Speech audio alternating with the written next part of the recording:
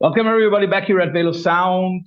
So I think we have all now settled from the Roadburn Blues, and last week with Atsuko Chiba we had something nice and calm and mellow. Okay, let's kick it up a notch, or maybe even a complete plane ride. So I'm very, very happy to have Steve Rathbone from Lair of a Minotaur here with me. So Steve, thanks for joining. Hello. Hello. That's my voice from Chicago. Steve, the plug of the day. I plug something, and for me, this one was very easy. I like very often to plug stuff that is similar to the artist that I'm talking to.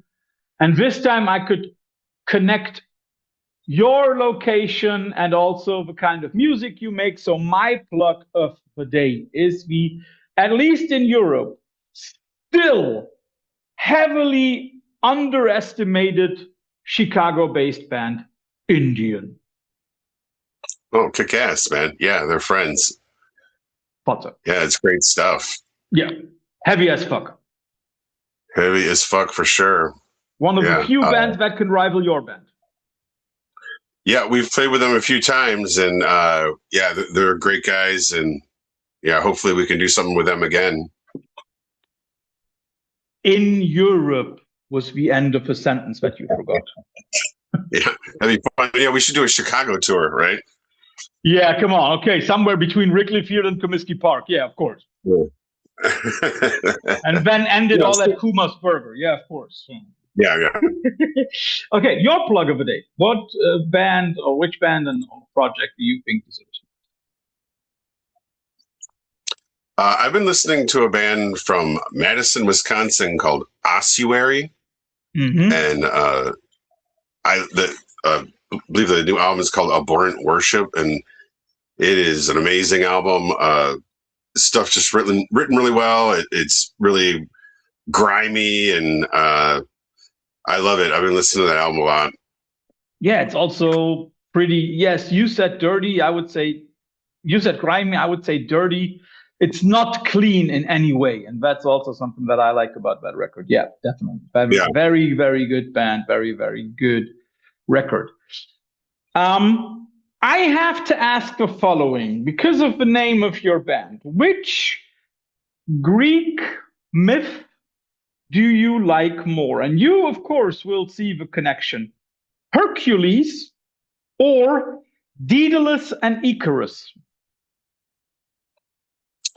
I probably tend more towards the Hercules just because all of the trials and all of the beasts that he had to take down, and so I feel like that is some excellent fodder for metal lyrics, and yeah, I mean, I'm a big fan of a lot of the myths, so it's hard to pick. It's hard to pick a favorite. Yeah, I chose those two because, of course, both are connected to the Minotaur. Right. Hercules had an encounter with the thing. Daedalus built the labyrinth. So that was my thinking behind that. We'll also come to the Greek mythology again when talking about a few of the tracks on I Hail I.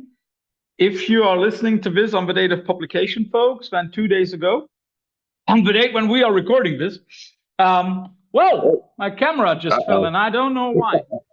That's a first. Everybody. So exactly today, I Hail I was released. I don't know what's wrong with the thing. I won't move again. So I Hail I was released today via Grindhouse Records, your own label. We'll come to that also in a bit. We have to get the elephant in the room out. This is the first full length in 16 years. Yes. How come? I mean, I know you have been releasing singles, EPs in between, but had there never been an amount of songs where you said, okay, this is an album?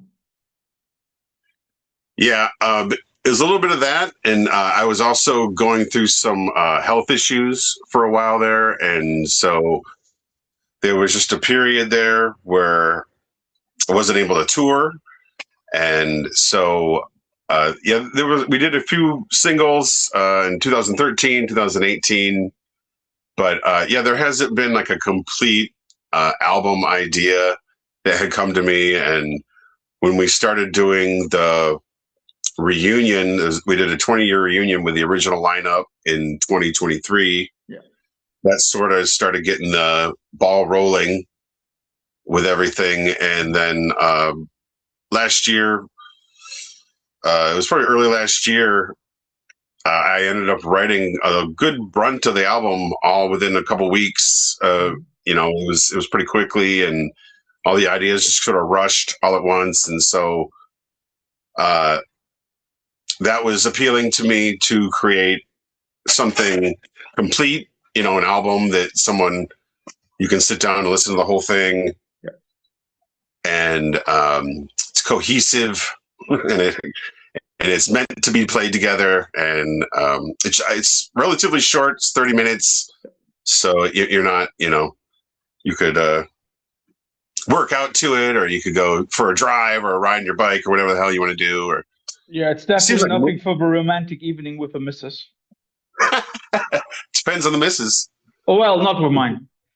Yeah, right. But I totally agree. It's a very cohesive record. It works very well, and I also like the journey that it takes you on from the very, very beginning, from the opener till the ending.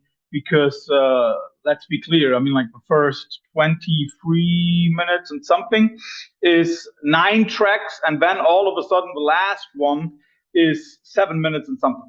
So a very cool ride also when it comes to how to use pace and tempo and beats.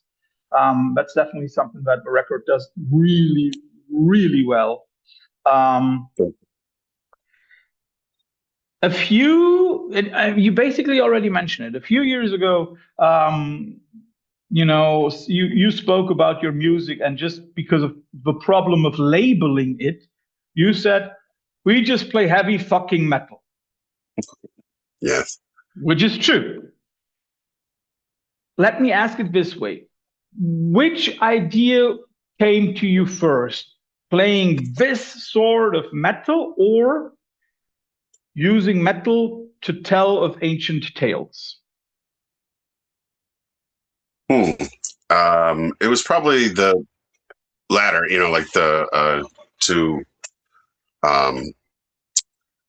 just to make really heavy music. But I've always been interested in mythology, and I grew up playing Dungeons and Dragons, and I was that kid in the 80s, listening to heavy metal and playing D&D. Oh, so you're the kid from Stranger Things. It rubbed off on me, and so I'm still here, doing this. And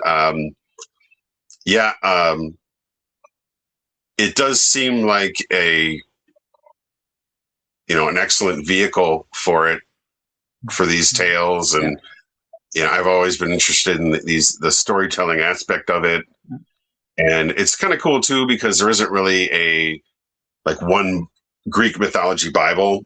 There's like so many different stories, and it's been passed down for so long. And it's nice that you can sort of pick in different parts of it that are more the popular pieces, and some pieces, I make up some things, and some things are pretty legit. The popular telling of the stories, but there's also alternative tellings, and all sorts of there's new. It just keeps expanding, and so it's an endless trove of blood and monsters, and also humanity and heartbreak and everything else that we have to go through.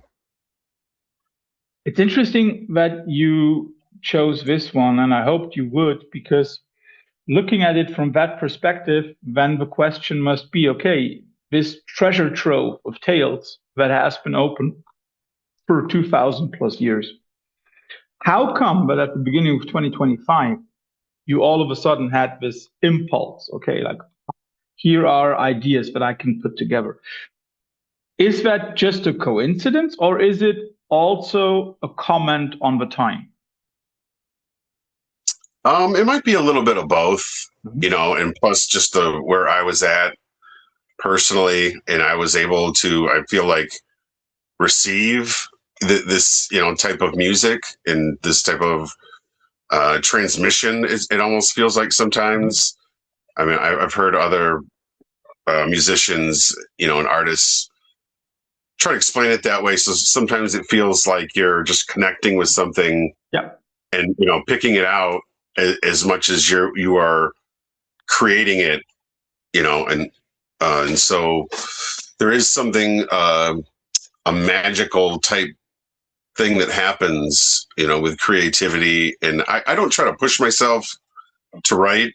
And so that's part of the reason why it took so long is I wait for, this inspiration to come. And so when it comes like that, when it's like a waterfall, I just let it ride, and when I go for it. And that's how this album came to be. I think it even feels that way on the record. When listening to I Hail I have a feeling, okay, here are three guys who are really living in that moment and letting all of that go. How can you describe, or could you in any way describe that moment? I mean, like, there is a difference of being inspired for one track, but like many several. You say you written a huge chunk of it in one go. How does that then feel? Is it overwhelming, or are you just like, okay, I gotta take this all in? Yeah, it is. When it starts happening, it's a little overwhelming. But like I said, you just have to sort of take a leap and jump with it. And I create like pretty full demos. I have a little, mini studio here that I work out of, and so I will record, pretty much the full track, with guitar and bass vocals and drum machine and everything. And so I can sort of pre-oralize the song even before we go into the studio. So I know exactly what I want to do when I go into the studio. But that's also with how I work with Chris, with actually, getting the song written for what we're going to record. Is I send him tracks back and forth and that type of thing. And so I feel like that is a great way to kind of get the workflow going too, is to have this kind of goal towards this demo and get it, the demo stuff done like that. And so once that starts rolling, it feels like it's right, like how it's supposed to be, And something that I've always cherished about Lair of the Minotaur, my goodness, is the near impossibility of saying, okay, this is sludge, this is, I don't know, death metal, this is doom, whatever, you know what I mean? And in that sense, I thought about it because basically the name of your band, Minotaur, is pretty well chosen because the Minotaur was a hybrid and your music is also a hybrid. Did it ever occur to you in that connection? No, not specifically, but yeah, I guess that works on that level. Very astute, my friend. Yeah. I have to give it a try when I prepare this kind of stuff. So let's turn to some of the songs, because with some of the songs, I would like to know a little bit more. And let's start with the title track, with I Hail I. It never, first of all, the track is written from a first person's perspective, so we don't get to know who is talking to us. Question, is it Prometheus? It is. Okay, then you explain. Why Prometheus? I mean, like there are parts on the lyrics where I'm like, okay, that is very dark. Yeah, I had never touched into Prometheus, and so I've been kind of waiting as one of the subjects that I've always wanted to get into, and so, and I was also very interested in. I wanted to make something that was a little more like with major chords Yeah. and kind of heroic in a way. And so that was a little bit of the goal with that. And was also to kind of grasp on what I had been through personally the past 16 years. Is this attitude of not giving up. And, his contribution, in mythology to man is fire, which could be interpreted in a lot of ways. Yeah. It could be literally fire. It could be, imagination, creativity, could go a lot of different ways. And so that's kind of a cool aspect of it as well. And it's not just about egos, saying, I am awesome, as much as you are truly believing in yourself and what you're doing. And the overarching theme of not giving up. Yeah. And also, but at the same time, it's also in a way, it once again showed us how we can contribute, because I mean, like you say it, where is it? I'm looking for the exact phrase that you used. None dared make a stand except me.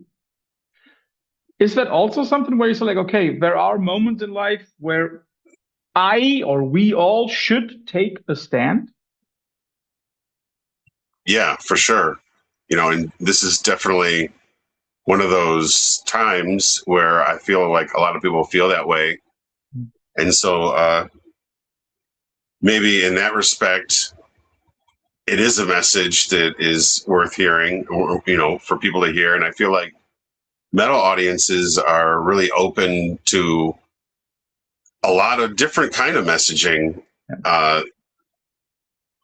that maybe a lot of other genres aren't, and so I feel like that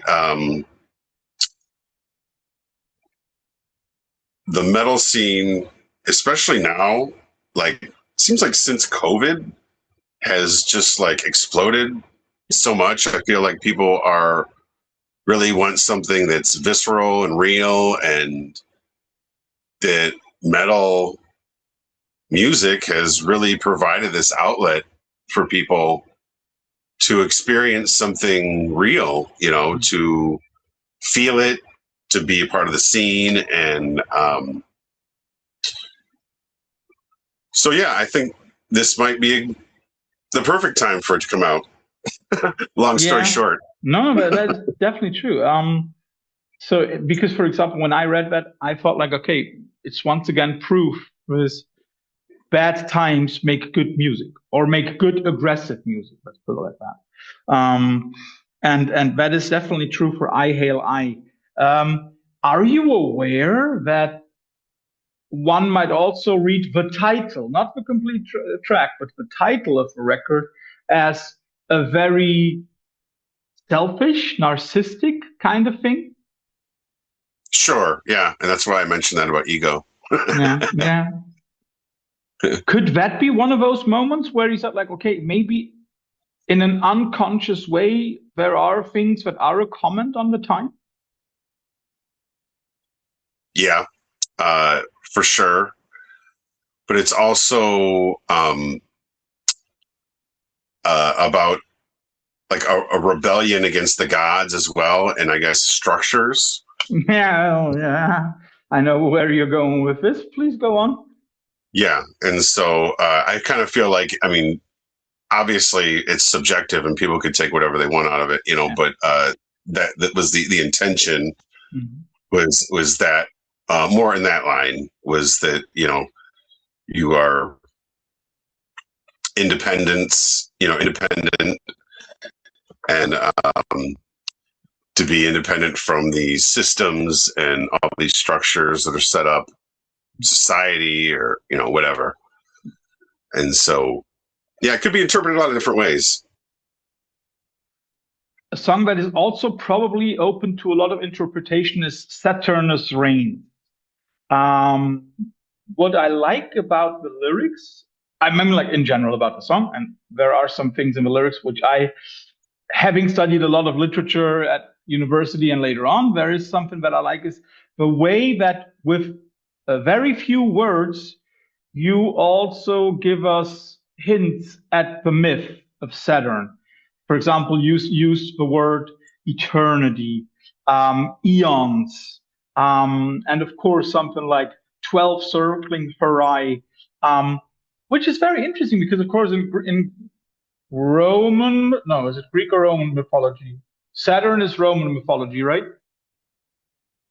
Right, yeah. So in Roman mythology, Saturn is like the one who also, through him being the god of harvest and agriculture, brings about time, because before that we didn't need time. Are these little Easter eggs important to you? Like this little tidbits, this eternity, the Herae, the eons?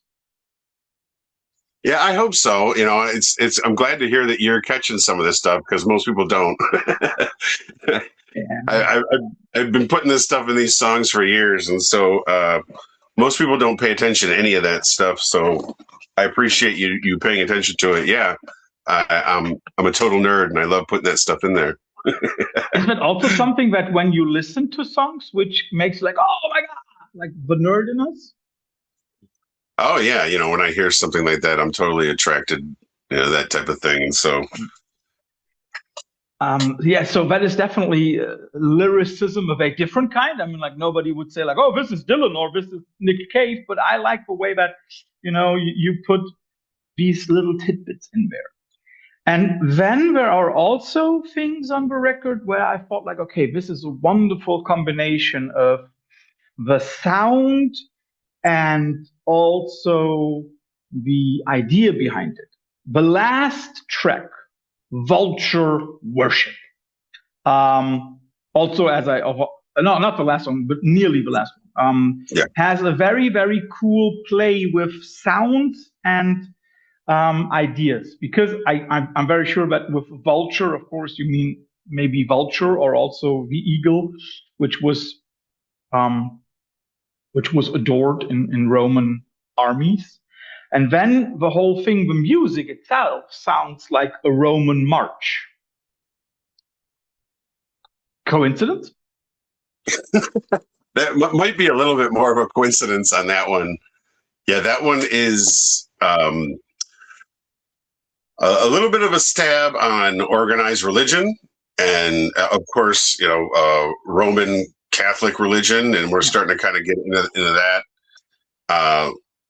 where that went. And it is also a bit of a kind of the retelling of the origin of the universe is kind of dug in there as well. And it's sort of before the light, there was only chaos. Yes, of course. Right. Mm-hmm. And so I was trying to set up going into the Tartarus apocalypse. Mm-hmm. Basically sort of like a gate, a gateway to it. And so, yeah, I like how that one came out. So does this for you work like a musical intro into Tartarus Apocalypse? Basically, yeah. Would you also play it that way live? Possibly. I would like to do that one live. Well, we're going to be doing the entire album when we do a record release show in Chicago on July 10th. And so we'll definitely be doing it then. Plus a few tracks because 30 minutes or more. Right. Right.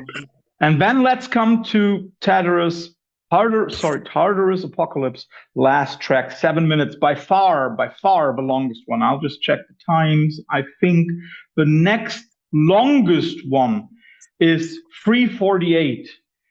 And, then we have Tartarus Apocalypse, which is nearly 7.5 minutes, so nearly twice as long. What is more difficult to write? The longer tracks for you or the short bursts? Probably the longer ones, just because a lot of times I feel like those songs can get lost, or you can just sometimes when you're playing things that sound simpler, it's actually harder to play because it's harder to remember everything that you're playing because it's so simple. But yeah, I do feel like those are. That's why I don't really fill up an album with a bunch of slow songs, because I feel like it's not really what we do, and it is sort of, it's a craft to keep the song together and come out of playing the fast stuff into something like that. But I do feel like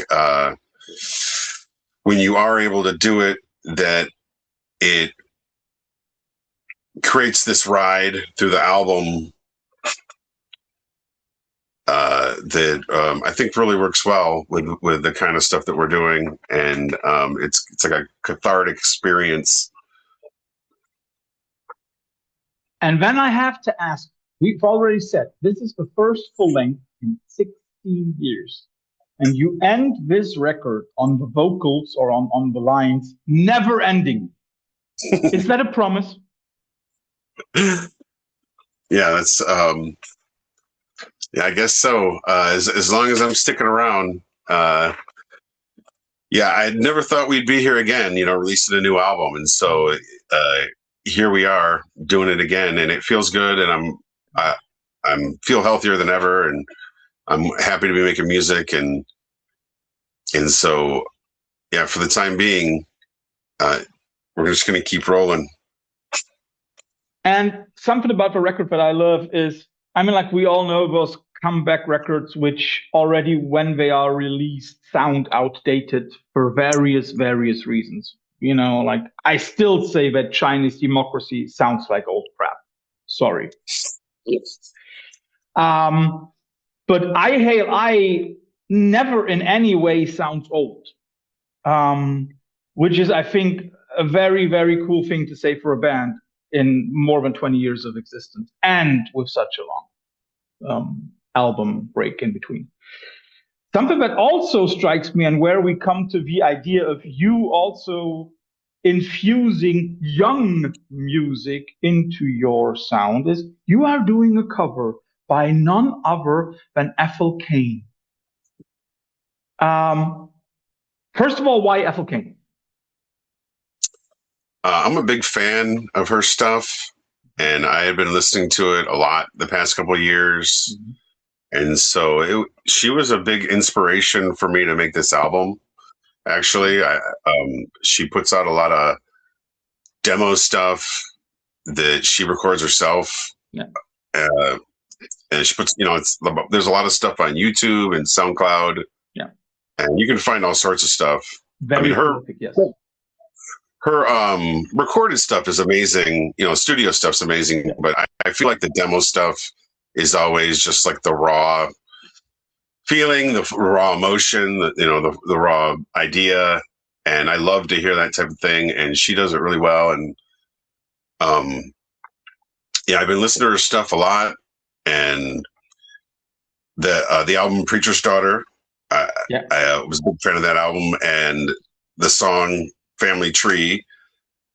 When I'd been hearing it, it had just sort of was playing in my mind, and I kept hearing it the way we recorded it, when I would listen to it. And there's a lot of songs that have been, like, when I hear that are metalized, like a metalized cover of a song that's not metal. I'm not a huge fan of that usually. but there are cases where it really works. And so I think that this is one of those cases where it really works. And so I felt that the lyrics actually worked really well with Greek mythology, with the bits about the family and the fates. And so, yeah, I really liked how that one came out. This is the first time that we were doing a cover on an album. And so it's a little different, but I think that was another point of this album, was to kind of do some things that I hadn't done before. I'll ask this only once because I normally don't like to ask these questions, but in this case I do. I mean, like, we all know the appeal that not only musically, but also from my personal point of view, Ethel Cain has to the LGBTQ community. And we also both know that also Lair of a Minotaur will have some pretty conservative fans, because, you know, that's just the way it is. I still don't understand how people can listen to Rage Against the Machine and all of a sudden be surprised that they are leftist. Are you aware that in some ways you choosing to cover Ethel Cain is also a big to those conservatives? I hadn't thought about it like that at all, but I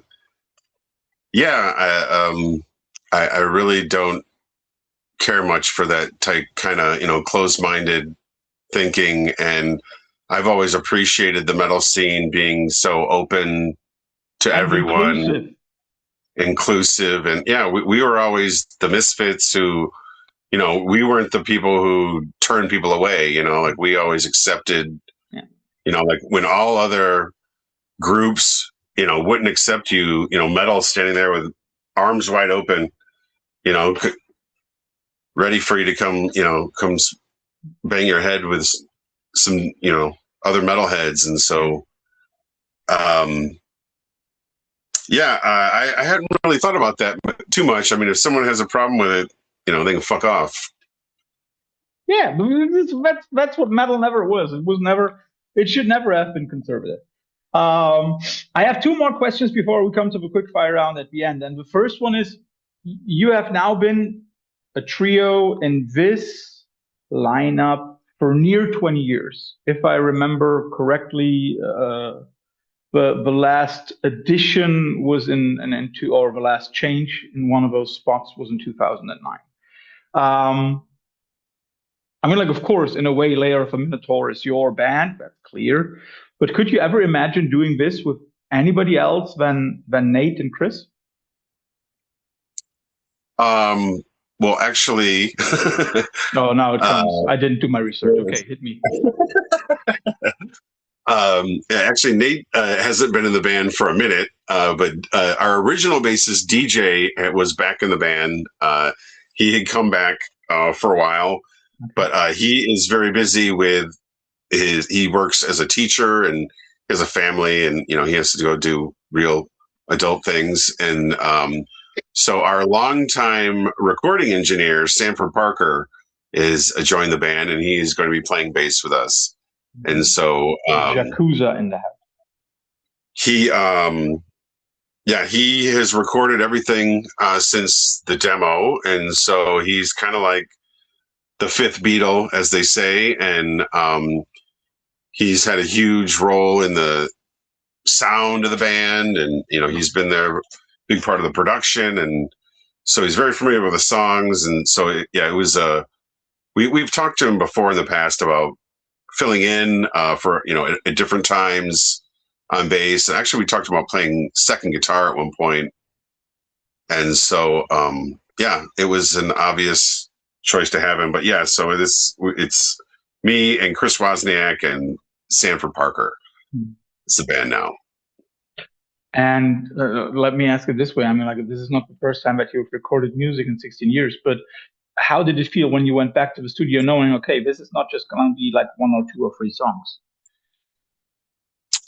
It felt really good, because the recording part is one of my favorite parts about this whole thing. Personally, yeah, just with everything that you kind of do through the whole process of writing, recording, um, the actual nuts and bolts of recording is always interested me the most. Mm-hmm. And then everything else is second. All the playing live and selling T-shirts and all that other stuff. And I have one thing which I looked up because I found that on some pages in the internet. You very early on joined or collaborated with a brewery, with Free Floyd's Brewing from Hammond, Indiana. And you created a Pilsner back in 2011. Do you know which band was seemingly, I'm not sure if anybody knows anything different, but seemingly there was only one band before you who did that? oh, really, I would have no idea. You actually know the band. Yeah. Yeah. Pelican. Oh, okay. They did the Creeper a year before with a different company. Forgot the name. But would you ever have I mean, like nowadays, that is like a common thing. A band does a record. Oh, here is the beer. Would you ever back then, 16 years ago or 15 years ago, would have thought that, okay, this is going to be not just a one-off thing, but it's going to be like a huge regular thing for bands? Oh, right. The collaborating with products, that type of thing. Yeah, it has blown up quite a bit. Yeah. And you see quite a bit of it all over the place. Yeah, that was fun to do. Those guys are super cool. They're big fans of Dungeons and Dragons over there. And yeah, we've played the Dark Lord Day twice now. And those are always fun. I don't know if you're a big fan of dark beers, but I'm straight edge for life, so I'm the wrong one to ask. Yeah, I'm not really into the dark stuff as much, and so, but yeah, if you like it. But would you back then have guessed that this could become a regular thing for bands?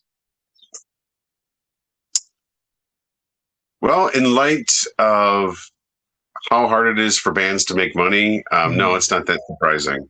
To tell you the truth. Yeah, I understand what you mean. You have to find new ways to bend the buck, right? Yeah, I mean that's why a lot of these big artists, it's like I don't even know if they focus on music as much anymore as all this product stuff, and so it's kind of what they become, which is sad, but unfortunately, but it's nice now, you can release something and it can be distributed to everyone's pocket. They can listen to your new album on their phone, and it's pretty amazing that you can reach so many people.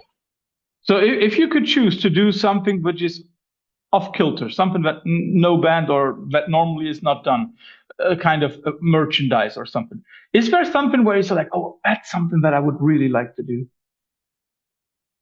I thought about maybe a toy, like something like that in the background. Actually, that would be super cool. I would definitely be into creating a Minotaur, Lair the Minotaur official action figure.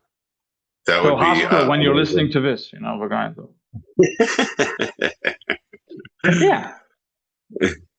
And actually, I mean, like you could even turn some of your songs into play sets because they work. Right, yeah. For each song, have a different figure. That'd be amazing. Now you go to choose one or two tracks. But yeah, that would be a cool thing. Steve, thanks for all the insights into the record. Nevertheless, no Veil of Sound interview is finished without the quick fire round at the end. You get two alternatives and have to choose, and we start with a Chicago bit of it. So you've already mentioned your love for Indian, so I'll give you two of their records, and you have to choose between From All Purity or Guiltless. Guiltless. Mm-hmm. Can you say why Guiltless? I like both of those records, but I definitely like Guiltless was my fave out of those two, and ended up listening to that one quite a bit. Mm-hmm. Would that also be your favorite Indian record, or do you have a different one where it's like, that's even better? It was probably that one. Mm-hmm. It's my jam. Then Yakuza. I'll give you Samsara versus Transmissions. Two records that followed each other. I am not super familiar with those. Oh, there goes your base. I'll choose for you then, and I would always choose Samsara. Okay, I would believe you. I will go check those out. I mean, I have seen those guys live so many times, but I need to go back and check out some of those albums for sure. And I'm just being honest. Honesty is always the better alternative. Yeah. I'm not sure how familiar you are with the next couple, but to me, they embedded a certain facet of Chicago for years and years and years. Tortoise versus U.S. Maple. U.S. Maple. Good choice. I'm very sure you know the next two. Shellac versus Big Black. Probably Big Black. Just because of the industrial. Oh, yeah.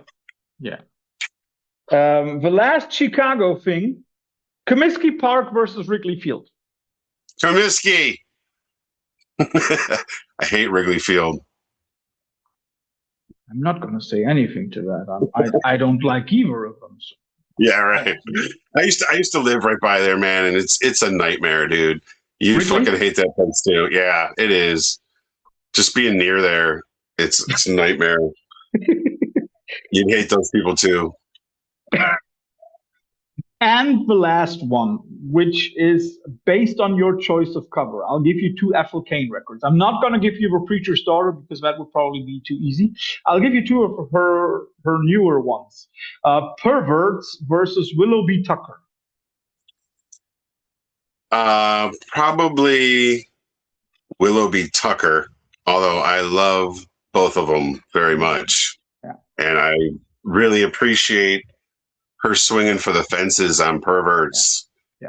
And all the noise and ambient stuff that she does on there. And, the fact that she can go from these pop songs to these really strange, noisy, fucking creepy shit, so I'm a big fan, and I like both those records. But yeah, I thought Willoughby Tucker's amazing.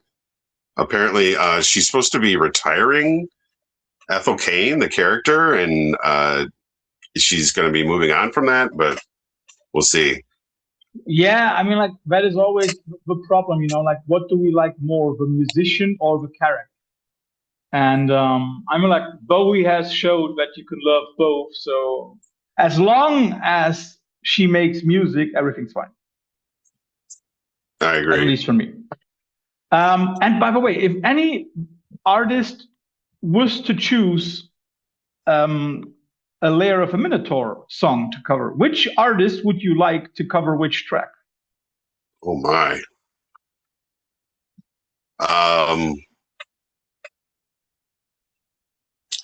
I think it would be fun to hear a Bjork remix of Let's Kill These Motherfuckers.